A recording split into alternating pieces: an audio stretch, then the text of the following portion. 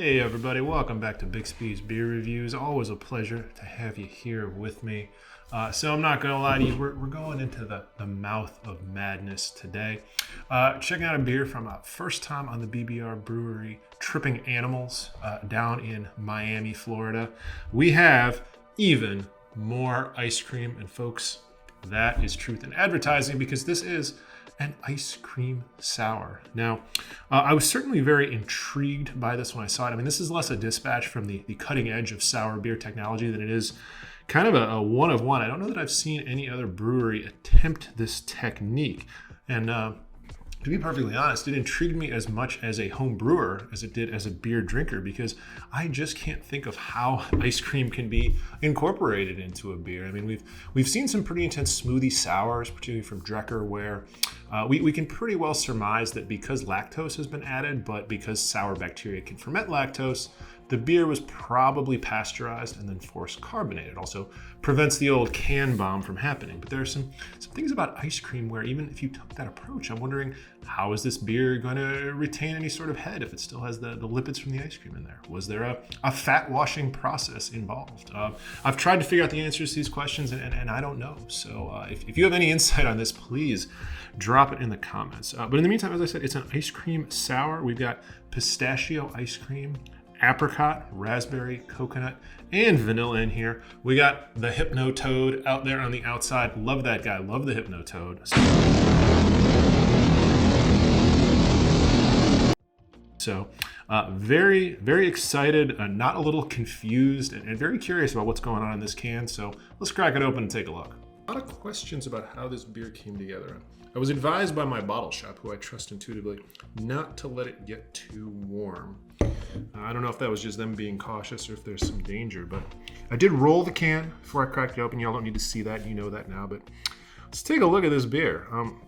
The first and most confusing thing is that we're getting a nice, fluffy, very persistent, very finely bubbled head here. This is something I'd almost initially associate with a Belgian beer, but now that I look at it a little bit more, it almost looks like the foam on an ice cream float, which I suppose should be surprising.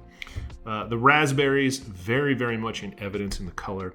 That red fruit, unless you have a strongly colored fruit, sour beers tend to be kind of pale, but here, of course, raspberries are going to show up. And wow, look, this head's sticking around longer than, just about any other beer we've ever had. Although, again, I don't know if I can call it a head. There may be a fair amount of dairy material in there. We just don't know.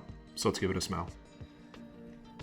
Very piquant, sharp, sour fruit aroma right off the bat. Honestly, doesn't smell that dissimilar from a straight fruited sour.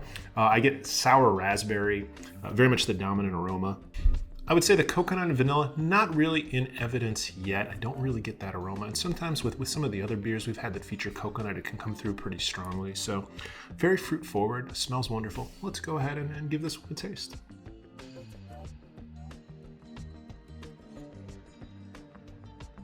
So to the extent that I had expectations about this beer, it's pretty much hitting that, which is to say a very, very full-bodied smoothie sour.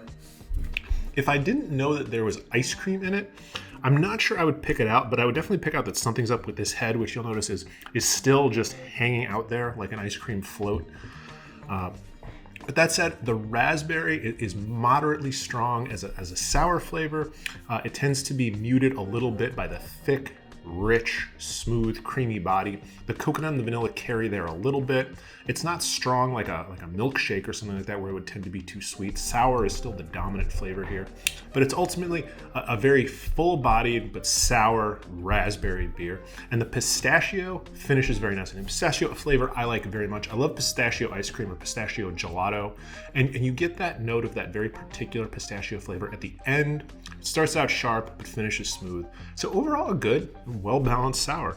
How much you like the thick body that I can only presume the ice cream is bringing here is really up to you. I mean, if you've had lactose-boosted smoothie sours and they're just not thick enough for you, take a look and maybe find an ice cream sour. Because I'd have to say, for a beer that features a very sour fruit in a raspberry, having a little bit more body to mute it a little bit rather than going sort of full almost deep tongue stripping sour as some raspberry sour beers I've had before.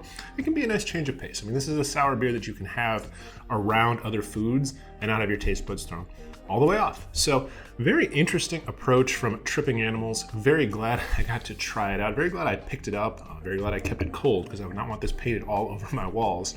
And very glad you joined me here today on the BBR. And I look forward to seeing you next time. But until then, bye now.